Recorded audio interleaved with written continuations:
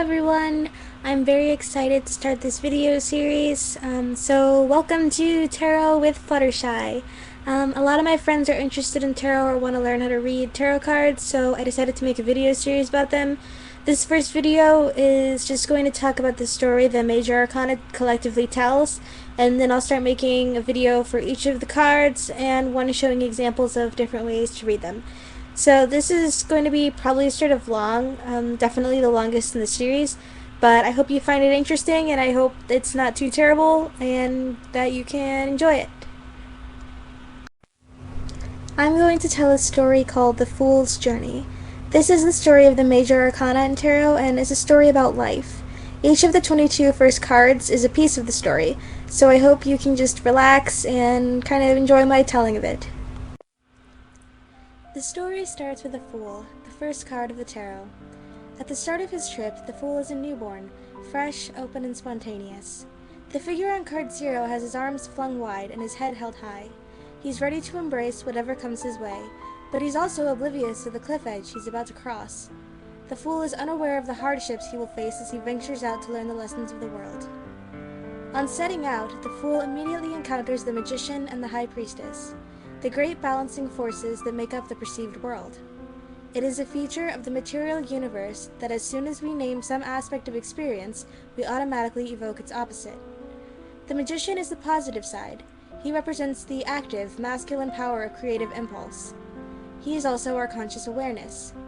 The Magician is the force that allows us to impact the world through a concentration of individual will and power. The High Priestess is the negative side. She is the mysterious unconscious. She provides the fertile ground in which creative events occur. The High Priestess is our unrealized potential waiting for an active principle to bring it to expression. As he grows, the Fool becomes more and more aware of his surroundings. As with most babies, he first recognizes his mother, the warm, loving woman who nourishes and cares for him. He also comes to know Mother Earth, who nurtures him in a larger sense. The Empress represents the world of nature and sensation. A baby delights in exploring everything he touches, tastes, and smells. He cannot get enough of the sights and sounds that enchant his senses. It is natural to delight in the abundant goodness of Mother Earth, who surrounds us with her support. The next person the Fool encounters is the father in the figure of the Emperor. He is the representative of structure and authority. As a baby leaves his mother's arms, he learns that there are patterns in his world. Objects respond in predictable ways that can be explored. The child experiences a new kind of pleasure that comes from discovering order. Eventually, the Fool ventures out of his home into the wider world. He is exposed to the beliefs and traditions of his culture and begins his formal education. The Hierophant represents the organized belief systems that begin to surround and inform the growing child. A Hierophant is someone who interprets arcane knowledge and mysteries. On card 5, we see a religious figure blessing 2 acolytes. Perhaps he is inducting them into church membership. Although this image is religious, it is really a symbol for initiations of all kinds. Eventually, the Fool faces 2 new challenges. He experiences the powerful urge for sexual union with another person. Before, he was mainly self-centered. Now he feels the balancing tendency pictured in the lovers, to reach out and become half of a loving partnership. He yearns for a relationship. By the time the Fool becomes an adult, he has a strong identity and a certain mastery over himself. Through discipline and willpower, he has developed an inner control which allows him to triumph over his environment. The Chariot represents the vigorous ego that is the Fool's crowning achievement so far. On card 7, we see a proud, commanding figure riding victoriously through the world. He has invisible control of himself and all he surveys. For the moment, the Fool's assertive success is all he might wish, and he feels a certain self-satisfaction. His is the assured confidence of youth. Over time, life presents the Fool with new challenges, some that cause suffering and disillusionment. He has many occasions to draw on the quality of strength. He is pressed to develop his courage and resolve and find the heart to keep going despite setbacks. The Fool also discovers the quiet attributes of patience and tolerance.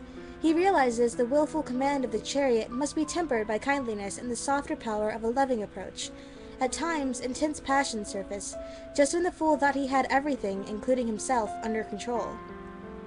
Sooner or later, the Fool is led to ask himself the age-old question, why? He becomes absorbed with the search for answers, not from an idle curiosity, but out of a deeply felt need to find out why people live, if only to suffer and die. The hermit represents the need to find deeper truth. The fool begins to look inward, trying to understand his feelings and motivations. The sensual world holds less attraction for him, and he seeks moments of solitude away from the frantic activity of society. In time, he may seek a teacher or guide who can give him advice and direction. After much soul-searching, the fool begins to see how everything connects. He has a vision of the world's wondrous design, its intricate patterns and cycles. The Wheel of Fortune is a symbol of the mysterious universe whose parts work together in harmony. When the fool glimpses the beauty and order of the world, if only briefly, he finds some of the answers he's seeking. Sometimes his experiences seem to be the work of fate. A chance encounter or miraculous occurrence begins the process of change. The fool may recognize his destiny in the sequence of events that led him to this turning point. Having been solitary, he feels ready for movement and action again. His perspective is wider, and he sees himself within the grander scheme of a universal plan. His sense of purpose is restored. The fool must now decide what this vision means to him personally. He looks back over his life to trace the cause and effect relationships that have brought him to this point. He takes responsibility for his past actions so he can make amends and ensure a more honest course for the future. The demands of justice must be served so that he can wipe the slate clean. This is a time of decision for the fool. He is making important choices. Will he remain true to his insights, or will he slip back into an easier, more unaware existence that closes off further growth? Undaunted, the fool pushes on. He is determined to realize his vision, but he finds life not so easily tamed. Sooner or later, he encounters his personal cross, an experience that seems too difficult to endure. This overwhelming challenge humbles him until he has no choice but to give up and let go. At first, the fool feels defeated and lost. He believes he has sacrificed everything, but from the depths he learns an amazing truth. He finds that when he relinquishes his struggle for control, everything begins to work as it should. By becoming open and vulnerable, the fool discovers the miraculous support of his inner self. He learns to surrender to his experiences rather than fighting them. He feels a surprising joy and begins to flow with life. The fool feels suspended in a timeless moment, free from urgency and pressure. In truth, his world has been turned upside down. The fool is the hanged man, apparently martyred, but actually serene and at peace. The fool now begins to eliminate old habits and tired approaches. He cuts out non-essentials because he appreciates the basics of life. He goes through endings as he puts the outgrown aspects of his life behind him. His process may seem like dying because it is the death of his familiar self to allow for the growth of a new one. At times, this unavoidable change seems to be crushing the fool, but eventually he rises up to discover that death is not a permanent state, it is simply a transition to a new, more fulfilling way of life. Since embracing the hermit, the fool has swung wildly back and forth on an emotional pendulum. Now he realizes the balancing stability of temperance. He discovers true poise and equilibrium. By experiencing the extremes, he has come to appreciate moderation. The fool has combined all aspects of himself into a centered whole that glows with health and well-being. How graceful and soft is the angel on card 14 compared to the powerful but rigid ruler in the chariot. The fool has come a long way in realizing a harmonious life. The fool has his health, peace of mind, and a graceful composure. What more could he need? On everyday terms, not much, but the fool is courageous and continues to pursue the deepest levels of his being. He soon comes face to face with the devil. The devil is not an evil, sinister figure residing outside of us. He is the knot of ignorance and hopelessness lodged within each of us at some level. The seductive attractions of the material bind us so compellingly that we often do not even realize our slavery to them. How can the fool free himself from the devil? Can he root out his influence? The fool may only find release through the sudden change represented by the tower. The tower is the ego fortress each of us has built around his beautiful inner core. Gray, cold, and rock-hard, this fortress seems to protect, but it is really a prison. Sometimes only a monumental crisis can generate enough power to smash the walls of the tower. On card 16, we see a lightning bolt striking this building. It has ejected the occupants who seem to be tumbling to their deaths. The crown indicates they were once proud rulers, but now they are humbled by a force stronger than they. The fool is suffused with a serene calm. The beautiful images on the star attest to this tranquility. The woman pictured on card 17 is naked, her soul no longer hidden behind any disguise.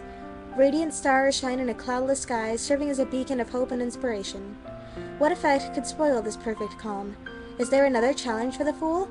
In fact, it is his bliss that makes him vulnerable to the illusions of the moon.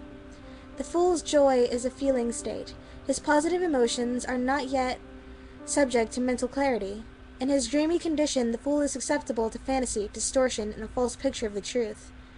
It is the lucid clarity of the sun that directs the fool's imagination.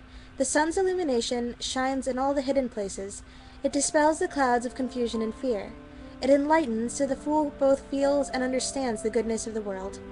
The fool has been reborn. His false ego self has been shed, allowing his radiant true self to manifest.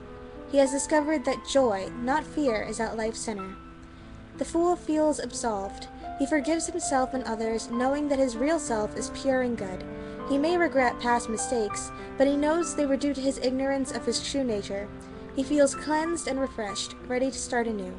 The fool re-enters the world, but this time with a more complete understanding. He has integrated all the separate parts of himself and achieved wholeness. He has reached a new level of happiness and fulfillment. The fool experiences life as full and meaningful. The future is filled with infinite promise. In line with his personal calling, he becomes actively involved in the world. He renders service by sharing his unique gifts and talents and finds that he prospers at whatever he attempts. Because he acts from inner certainty, the whole world conspires to see that his efforts are rewarded. His accomplishments are many. So the fool's journey was not so foolish after all. Through perseverance and honesty, he re-established the spontaneous courage that first impelled him on his search for self. But now he is fully aware of his place in the world. This cycle is over, but the fool will never stop growing. Soon he will be ready to begin a new journey that will lead him to ever greater levels of understanding.